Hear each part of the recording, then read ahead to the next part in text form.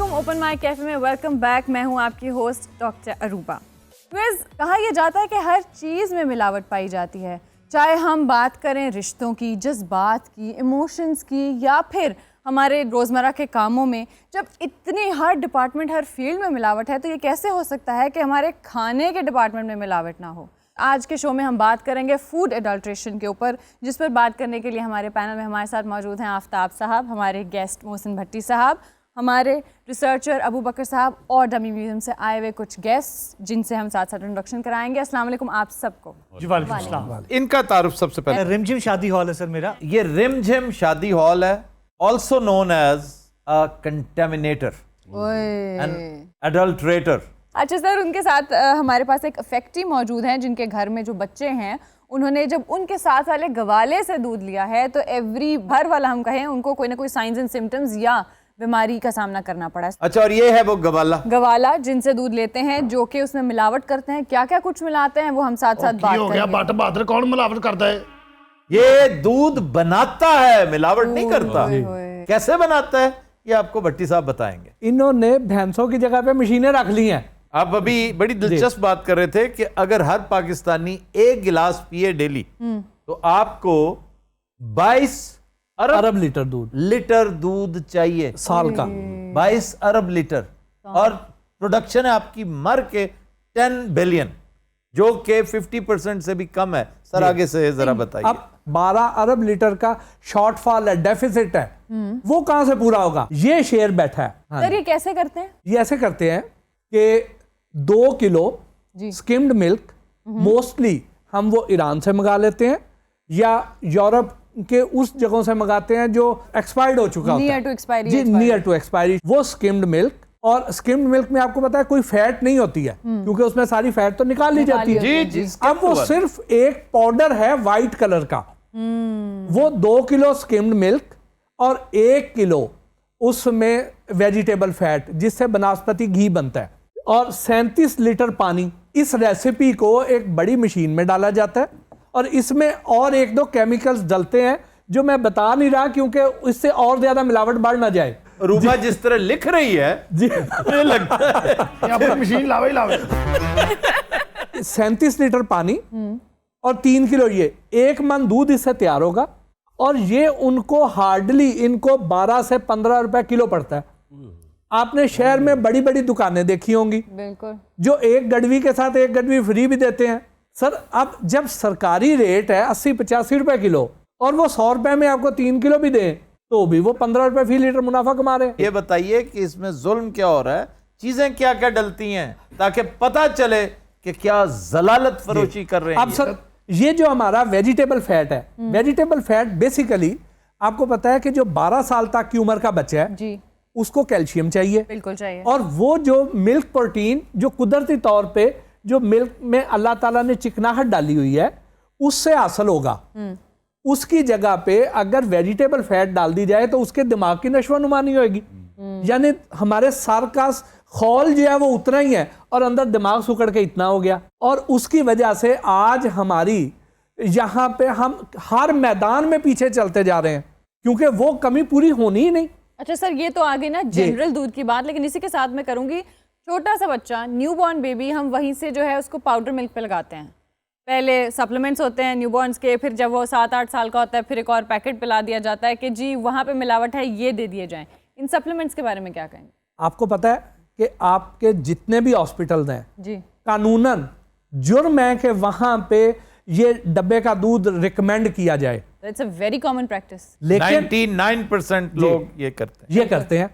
और ये शुरू ही वहां से होता है। ये लिख के देते हैं जी ये फार्मूला। माँ का दूध एक्सेप्ट नहीं कर रहा बच्चा, आप उसको ये डब्बे वाला दूध पिलाएं, और उनके कमीशन सेट है, जितने ज्यादा उनकी पर्चियां जाएंगी उतने ज्यादा उनके अकाउंट में पैसे आएंगे। तो क्या तरीका, क्या माँ का दूध कैसे एक्सेप्ट करवाया जाए? बच्चे ने जुत्तियां फेरो, क्यों नहीं पींदा बच्चा? और डॉक्टर साहब दूध सिर्फ खुला पीने वाला। सर हम अपने बच्चों का दूध इसी से लेते हैं। बच्चों का पेट खराब हो गया, उनके मुंह में छाले हो गए और दूध में इतनी स्मेल है, पता नहीं ये क्या मिला था। खालस दूध बच्चे ने कितों पाइदा पाए दसो भट्टी साहब, एक कौम ही नहीं है खालस चीज वाली।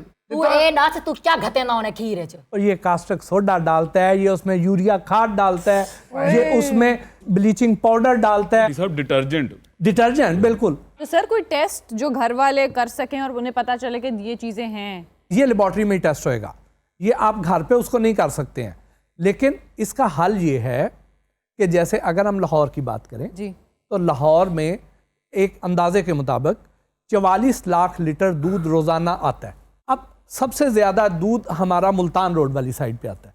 और सर ये आपके लिए भी, मैं आपकी चूंकि आवाज़ बहुत दूर तक जाती है और आपकी बात सुन के लोग अपनी इस्लाह भी करते हैं। सारी गल उच्ची बहुत बोलते हैं, दूर तक जाने इतने खलो के बाद उथे गार्ड करना वजन डया होंदा। सबसे ज़्यादा जो जाली दूध बनता है वो आपके ज़िले उकाड़ा में बनता है। इसलिए कि सबसे ज्यादा दूध प्रोड्यूस भी तो प्रोड्यूस वहीं पे वहाँ हो होता रहा है, है। ठीक। और ये जो हमारे घटिया तरीन दर्जे के जो कुकिंग ऑयल हैं उनकी सेल उधर ज़्यादा है, क्योंकि वो वेजिटेबल फैट के चिकनाहट के सोर्स के तौर पे उधर जाली दूध में इस्तेमाल होते हैं। सबसे ज़्यादा जाली दूध बनाने वाली फैक्ट्रियां घरों में उस इलाके में लगी हुई हैं। कॉटेज इंडस्ट्री जी, बदकिस्मती से हमारे पास इस तरह की रिसर्च ही नहीं होती कि हॉस्पिटल में बीमारियों का डाटा इकट्ठा किया जाए कि कौन सी बीमारी को उसको बैक ट्रैक किया जाए और फिर जाके उसे ट्रेस किया जाए। इस वजह से ये ये तो लोग जब- इस तरह का दावा कर देते हैं। जब गिद्धे मरने लगी जी, तब जाके इन्हें पता चला कि इसका ताल्लुक उस टीके से है जो भैंस को लगाया जाता है दूध ज्यादा एक्सट्रैक्ट करने के लिए, और मरी हुई भैंस के पॉइजनस मीट खाने के बाद गिद्धे मर जाती हैं, और वो जो आपका सैनिटरी इंस्पेक्टर है कुदरत ने पैदा किया वो बेचारा वैसे ही फारिग हो जाता तो सर इस ऑक्सीटोसिन के बारे में क्या कहेंगे? और ये जो ऑक्सीटोसिन है बेसिकली ये हार्मोनल इंजेक्शन बिल्कुल है, सर। ठीक। और आपसे ज़्यादा बेहतर कौन जानता है कि हार्मोन्स जो हैं वो एक सर्टिफाइड डॉक्टर की अपनी मौजूदगी में इंजेक्ट करवाता है कि इतने सीसी लगेगा। हमारे पास ये जो इंजेक्शंस हैं, ये इंजेक्शन बेसिकली एक अमेरिकन कंपनी ने बनाए थे, इजाद किए थे, और उन्होंने बनाए थे गाय के लिए। गाय का और भैंस का बॉडी टेम्परेचर 4 डिग्री का फर्क है। बिल्कुल। भैंस का बॉडी टेम्परेचर गाय की निस्बत 4 डिग्री ज्यादा होता है। इस वजह से भैंस जो है हमेशा पानी में जब जाती है तो वो फिर उसमें से निकलती नहीं। उसका नाम वाटर बफलो है। जी। There are two types of buffaloes. जी एक तो जो विल्डर बीस्ट, जिन्हें विल्डर बीस्ट कहते हैं ना, जी, तो वो और कैटेगरी है। दूसरी की जो हमारे यहाँ है, दिस इज वाटर बफलो। अब गाय को जो इंजेक्शन लगना है वो 2 हफ्ते में एक बार लगना है। हम यहाँ पे गाय की बजाय भैंस को लगाते हैं और daily सुबह शाम लगाते हैं। अल्लाह। ठीक? Daily twice. जी। अब जब सुबह शाम हम लगाते हैं तो सुबह शाम लगाने से क्या होता है कि जिस जगह पे इंजेक्शन लगता है वहां से स्वेलिंग शुरू होती है, उसकी हड्डियां घुलना शुरू होती हैं, उसके थन है उनमें इन्फेक्शन हो जाती है और दूध में पीप आना शुरू हो जाती है, पस आना शुरू हो जाती है। कई बार हम इनसे दूध लेते हैं और उसमें से हमें एक बैड स्मेल आ रही होती गंदी स्मेल है। होती ठीक, है। हम इनसे पूछते हैं कि ये इसमें से ये स्मेल, ये हमक सी क्यों आ रही है? ये कहते हैं जी पट्ठियां दा फर्क है। ये कहते हैं बरसेम खिलाते जी। हैं। अब इंजेक्शन जब लगता है तो दूध में पस आती है, बिल्कुल। तो ये पीप वाला दूध भी बेचते हैं। उसके बाद बात सिर्फ यहाँ तक रुकती नहीं है, इसकी वजह से जो भैंस है उसका हमल गिर जाता है, भैंस की लाइफ कम हो जाती है, भैंस जल्दी मर जाती है। अब नॉर्मली एक अच्छी भैंस जो है वो 2.5 से 3 लाख रुपए की है। जिस किसान की भैंस मर जाए उसका तो कबाड़ा हो जाता है, उसके घर तो बाकायदा सोग होता है उस दिन। जी जी। और वो फिर क्या करते हैं कि पहले तो भैंस दफना दी जाती थी या उसको चमारों के हवाले कर दिया जाता था, अब वो मरी हुई भैंस भी बिकती है ओए, और उस मरी हुई भैंस का गोश्त भी हम खाते हैं ओए वो और वो कीमे की सूरत में खाते हैं, और वो इस तरह के लोग लाते हैं। कीमे से मेरा लेने देना नहीं है सर। हाँ जी, कबाब बनाते हैं ये। कहाँ से लेकर आते हैं? कोई ऑथेंटिक दुकान जगह है? हमारे सप्लायर्स होते हैं जी, वो दे जाते हैं, नेक लोग हैं सर वो। जैसे आप नेक लोग हैं। और सर अगर आप इजाजत दें तो जरा इनका शादी हाल वालों का भी कुछ बताऊं। जी जरूर। शादी हाल में जब शादी का फंक्शन खत्म होता है तो 2 तरह का खाना बचता है।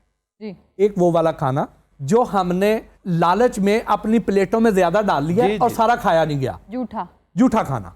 एक वो खाना है और दूसरा खाना जो डिशेज में बचता है। ठीक, अब इनके साथ आगे क्या सलूक होता है? जो प्लेटों में बचेगा, जो मुख्तलिफ लोग हम प्लेटों पे खाना छोड़ देंगे, वो वेटर्स का हिस्सा होता है। ऐसे ही जी? हाँ जी। हाँ जी। वो वेटर्स जो है उसको शॉपर में डालेंगे, अपना अपना हिस्सा बांट लेंगे और शॉपर फ्रीजर में रख देंगे, और उनके पक्के गाहक हैं जो मुर्ग चने वाला ले जाएगा, हलीम वाला ले जाएगा।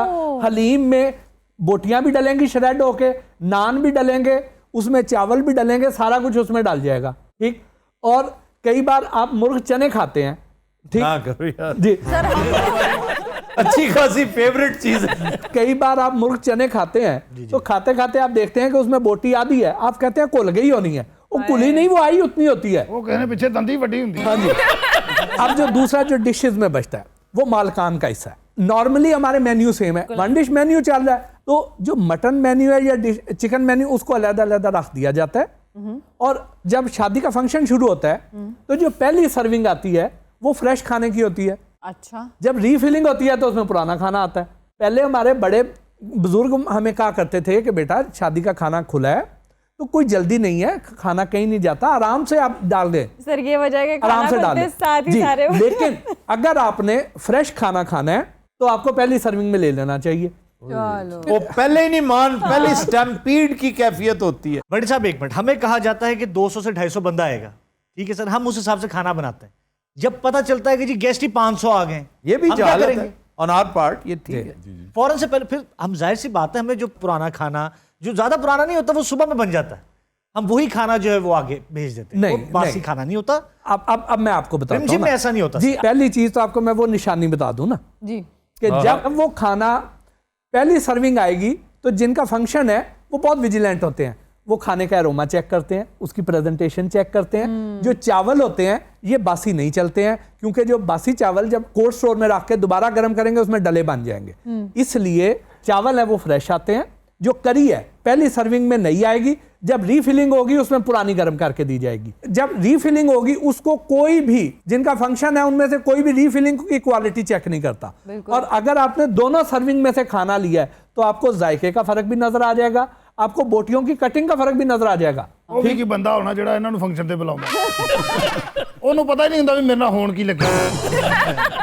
अच्छा, क्या करना क्या चाहिए? सर इसके लिए देखें, हम अपनी रिवायात से इनहराफ कर रहे हैं। पहले आपको याद होता था कि जिस घर में फंक्शन होता था उस घर में एक खानदान का बड़ा अपने सामने खाना तैयार करवाता था, सुपरविजन में जी। बैठता था। अब हमारी सारी तवज्जो सिर्फ इस पे होती है कि स्टेज कैसा बनना है, डेकोर कैसी होनी है, बैक एंड पे जो हमारी सेहत के साथ खिलवाड़ होना है उस तरफ किसी की भी तवज्जो नहीं है। वो इन पे टोटली रिलाई कर रहे होते हैं और ये उनके साथ जुल्म कर रहे होते हैं। फोटोग्राफी की केयर ज्यादा करनी कपड़े, है, मेकअप। कोरियोग्राफी की फिक्र ज्यादा लायक है। और ये जो असल काम है, मैं तो ये प्रपोज करूंगा कि शादी हॉल को जगह का रेंट दे दें, खाना अपना साथ लेकर आए। सर क्या धक्यानुसी बात है, जमाना आगे जा रहा है, लोग उसमें ज्यादा बिजी रहेंगे, खाना बनवाते रहेंगे। इनकी दुम पे ये बात इसलिए लगी है, यहीं से तो प्रॉफिट होता है। असल प्रॉफिट इन्होंने यहाँ से, ओला, पाकिस्तान जैसे मुल्क में जहां ओला आ जाएगा वहां क्राइम पनपता है। और ओला इसी में, ओला मीन्स ओट, पर्दा, उस पर्दे के पीछे ये सब कुछ करते हैं। अब वहां पे तो कुर्सियों का किराया है ना, एयर कंडीशनिंग के पैसे हैं जी, वो अलग कारपेट चार्ज वो होते हैं। नजर आ रहे हैं, उसके पैसे दें इन्हें और ठीक ठाक दें। मैं कहता हूं अच्छे खासे दें यार। उस गलाजत और जिल्लत जिसे खा के आपने बीमार होना है उससे तो बेहतर है। और अपनी निगरानी में घर 5-7 देगें पकवा लें, 10 देगें पकवा लें, एक डिश हो, उसमें कोई लंबा चौड़ा तरद्दत करने की जरूरत बिल्कुल नहीं। ऐसे ही है। ज्यादा ये है कि तनूर वाला अपने साथ ले चलें, वो तनूर वहीं पे बना के ताज़ा रोटी सर्व करेगा। अच्छा सर, इसी के साथ साथ बाकी फूड प्रोडक्ट्स की अगर बात करें, शवारमा के बारे में आपने कुछ बताना था, क्योंकि मैं हैरान हूं, some people die for shawarma. Shawarma is so easy to cook, घर में बना लो, बाहर से लेने से बेहतर है कि खाओ ही ना। और अगर लाजमी है, जरूरी है, तो घर बनाओ। सर 45 रुपए का वाकई बड़ा शवारमा इतना मजे का होता है, आप खा के देखिए। 45 रुपए का? कई जगह पे 30 रुपए का हाँ भी जी। मिलता है। सर रोशनी डालिए, 30 रुपए में क्या आ सकता है? रोटी नहीं मिल रही। जी, अब उसमें देखिए, अगर हम एक शवारमे की कॉस्ट कैलकुलेट करें तो उसमें 100 ग्राम बोनलेस चिकन डलता है। बिल्कुल सर। अगर मुर्गी का रेट 250 रुपए किलो, जो कि एक आम नॉर्मल एवरेज रेट 250 रुपए किलो है, तो बोनलेस होगा 500 रुपए किलो, डबल रेट पे जाता है। बिल्कुल। ठीक। और 500 रुपए का अगर 1 किलो बोनलेस है तो 100 ग्राम 50 रुपए का हुआ। 50 रुपए का 100 ग्राम चिकन है, 8 रुपए की शवारमा ब्रेड है, उसके बाद उसमें स्पाइसेस हैं, ऑयल, सैलड, ठीक है, 5-7 रुपए के वो हैं, तो कितना हो गया? 65। ये 70 रुपए तक बात पहुंच। उसके बाद स्टॉल का किराया, पैकिंग, ठीक है, पैकिंग, फिर उस लड़के की तनख्वाह, लेबर, हाँ। उनका मुनाफा, ये 80 रुपए से कम शवारमा वाला नहीं खाता। ये जो 30-35 रुपए में शवारमा मिलता है वो कहाँ से आता है? कहाँ से आता है? मुर्दा मुर्गी का। अल्लाह अकबर, इन सारों ये ने ऐसे तो नहीं उन्हें मजे आ रहे अभी जिम वालों को। और सर ये वाटर चेस्टनट्स को पीस कर उसका भी वो मिलावट में इस्तेमाल करते हैं। ਇਹਨੂੰ ਪੌਣੇ ਘੰਟੇ ਬਾਅਦ ਯਾਦ ਆਇਆ ਕਦੋਂ ਦੀ ਗੱਲ ਹੋ ਰਹੀ ਸੀ ਵਾਟਰ ਚੈਸਟਨਟ ਅਰੇ ਕੈਸੀ ਸ਼ਰਟ ਪਾਈ ਜਿਵੇਂ ਟੀਵੀ ਖਰਾਬ ਹੋਇਆ ਹੁੰਦਾ। सर स्टालन भी आज होता तो इसको देख के शर्मिंदा हो जाता। लेकिन इन जैसों का इलाज वही है, एक दफा कर दो। मैं कहता हूं गज की तरह सीधे, मैं अपनी जान का नजराना पेश कर दूंगा अगर ये सीधे ना हुए तो। एक मिसाल, एक दफा कोई स्टालन वाली हरकत इनके साथ करे, पता ना स्टालन क्या करता? बिल्कुल। एक टांग इधर, एक इधर, ट्रैक्टर इधर चल रहा है, ट्रैक्टर उधर चल रहा है। अच्छा, इसको कंक्लूड करते हैं। भट्टी साहब, इसका सोल्यूशन क्या है? देखिए, इसके दो हल हैं। पहला हाल तो ये है कि वो किसान जो गाय भैंसें पालते हैं उनको दूध की सही कीमत दिलवा दें।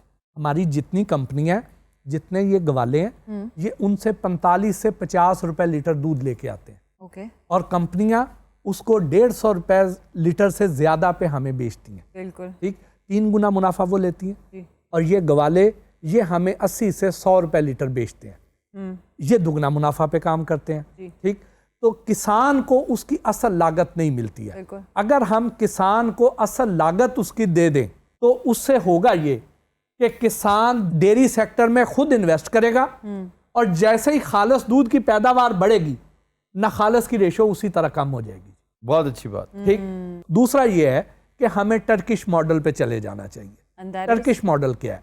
टर्किश मॉडल ये है कि किसी भी शहर पे जो दूध आएगा वो खुला दूध नहीं बिकेगा, पैक दूध बिकेगा। अच्छा। शहर के एंट्री पॉइंट्स पे उस रास्ते से जितना दूध आ रहा है उसकी मुनासबत से वहां पे पेस्चराइजेशन प्लांट लग जाएंगे। प्राइवेट सेक्टर लगाएगा, उनको 1 रुपए या 2 रुपए लीटर उनको उसकी लागत पे कर दी जाएगी। वो खुद इन्वेस्ट करेंगे और अगले 5 साल में वो उसकी लागत अपना उनको पे बैक हो जाएगी। ये दूध गांव से आया, फर्ज किया मैं विहाड़ी में रहता हूं, मेरे गांव से 5000 लीटर दूध आता है, वो 10,000 रुपए गाड़ी लेगी और 5000 लीटर दूध लेके वो लाहौर आ जाएगी, तो उसको ट्रांसपोर्टेशन कॉस्ट पड़ी 2 रुपए। ठीक, और यहाँ लाके एक विंडो पे वो अपना दूध चेक करवाएंगे, उनको बता दिया जाएगा कि आपके दूध की क्वालिटी ये है। उसके बाद दूसरी विंडो पे जाएंगे, अपनी पेमेंट लेकर चले जाएंगे। वो सारे दूध का एक बैच बनेगा। सपोज वो 5 लाख लीटर का वहां पे पेस्चराइजेशन प्लांट है, तो 5 लाख लीटर का एक बैच बनेगा और उसकी थैलियां पैक हो जाएंगी, आधे किलो की, 2 किलो की या 5 किलो की। और उसके बाद शहर से जितने रिटेलर्स हैं वो वहां से आके पैक दूध लेंगे और अपनी दुकानों पे रख देंगे जी। अब उसके बाद शहर में जगह जगह फूड अथॉरिटी को दूध चेक करने की जरूरत नहीं है। एंट्री पे आपने बैन कर दिया, शहर में खुला दूध कहीं नहीं बिकेगा। How simple. उसके बाद उसमें मिलावट नहीं होगी और वो ट्रेसेबल होगा कि जी अगर इसमें कल को निकल आया तो कहां से आया जी, उसको आप ट्रेस कर सकते हैं। खुले दूध को आप ट्रेस ही नहीं कर सकते। ये उसका बेहतरीन हल है और पंजाब फूड अथॉरिटी इस पे काम कर रही है। पेस्चराइजेशन एक्ट पास हो गया और थोड़े दिनों में ये आपको नजर आएगा बाकायदा, इंशाल्लाह। और ये जो कुछ कर रहा है रिमझिम का बच्चा, सर इसके लिए तो हमें जागना है। हमें वही जो आपने फार्मूला बताया, इसमें क्या हर्ज क्या? आप एग्री करते हैं? बिल्कुल, मैं तो अगर भट्टी साहब एग्री कर रहे हैं, जिनका ओढ़ना बिछोना यही है, और मुझसे तो ऐसे सरजद हो रैंडमली मैंने ये कहा गौर करते हुए कि ये कितना आसान है कि अच्छे खाने से बड़ी नेमत क्या हो सकती है। थोड़ा सा तरद्दुद उस पर करो। और ये कहीं नहीं लिखा कि खाने पे जो तरद्दुद करते हैं वो फोटोग्राफी पे नहीं करते, उनकी फोटोग्राफी में भी जान आ जाएगी। तो तुम्हारा इलाज भी हो गया। बहुत अच्छा मैसेज दिया भट्टी साहब ने। और सर आपने, इसी के साथ हम आज का शो कंक्लूड करते हैं। इंशाल्लाह आपसे मुलाकात होगी कल एक नए टॉपिक के साथ। तब तक के लिए हमें इजाजत दीजिए। अल्लाह हाफ़िज़।